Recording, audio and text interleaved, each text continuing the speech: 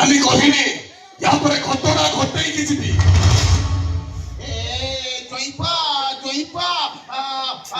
কଣ ঘটিবা ঘটনা কি ঘটনা আমি দেখিলে জানিবনি রঘু ও ভাই সত কোন মিছ কোন ମୁଁ ସମସ୍ତଙ୍କୁ ଜଣେଇ ଦେଇଛି ସତ କୋନ ମିଛ କୋନ ଏ କଥାଟା ସମସ୍ତେ ଜାଣିବେ କଣ ତମେ ସତ ମିଛ ଜାଣିଛ ଭାଇ କି କହୁଛ କଣ ଜାଣିଛ କହିଲ ମତେ କହିଲ କହିଲ ବଜ ତ ମାଇକି ନା କଣ କହୁଥିଲୁ ଘର ଛାଡ଼ିକି ଯିବୁ ତ ଯିବୁ ଖାଲି ଟିକେ ମାଟ ଖାଇକି ଯିବୁ ନା ଆଉ ଖାଲିରେ ଗଲେ ଆରେ ନାଇଁ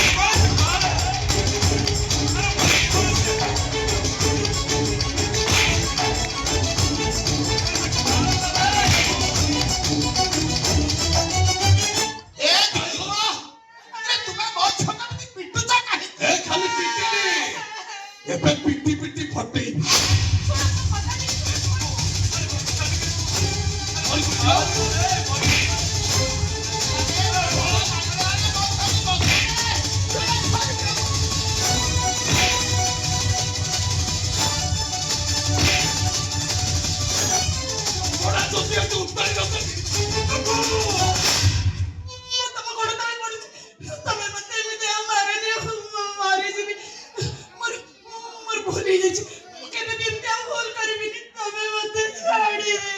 আরে ছাড়ি দেবি কেমিতি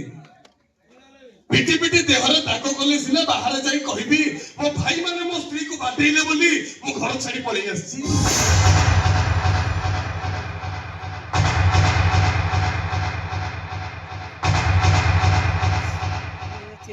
রঘু রঘু নুহ জহর বড় জহর এଥିପାଇଁ ସମସ୍ତେ କହନ୍ତି ମୁଁ ପୋଲିସ ବାଲାଙ୍କ ବାରାର ଧକ୍କା ଚାଲୁଆ ଭାଇ ତମେ ଏମିତି କଣ କହୁଛ କେମିତି କରିବି ମୋ ବଡ ଭାଇ ଯେ ମୋ ସ୍ତ୍ରୀ କି ଖରାପ ଦୃଷ୍ଟିରେ ଦେଖୁଛନ୍ତି ଏ କଥା ମୁଁ କାହାକୁ କହିପାରିବି କହିଲେ କିଏ ବିଶ୍ୱାସ କରିବେ ଓଲଟି ସମସ୍ତେ କହିବେ ବଡ ଭାଇଟା ପାଠ ସାଠ ପଢେଇ ବଡ ମଣିଷ କଲା ପୋଲିସ ଅଫିସର କଲା ଇଏ ଘଇତ ମାଇକିନା ଯାଇ ବାହାରେ ରହୁଛନ୍ତି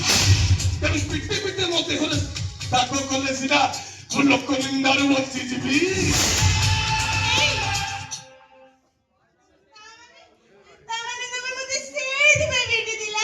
ତମେ କଣ ଭାବୁଥିଲ